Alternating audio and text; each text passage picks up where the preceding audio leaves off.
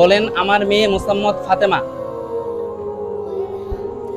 5 লক্ষ টাকা দেনমোহর ধার্য করিয়া আপনার কাছে বিবাহের প্রস্তাব করিলাম। যদি আপনি রাজি থাকেন বলেন আলহামদুলিল্লাহ কবুল। বলেন, আর একটু জোরে বলেন, আরেকবার বলেন, জোরে বলেন। মাশাআল্লাহ, আলহামদুলিল্লাহ, আলহামদুলিল্লাহ। এটা হচ্ছে সুন্নত, অর্থাৎ প্রথমে খুতবা হবে, মেয়ের পক্ষ থেকে প্রস্তাব রাখবে, ছেলে কবুল করবে।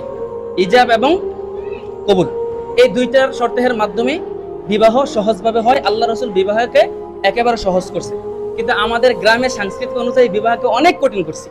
তো এটা আমাদের অনুচিত।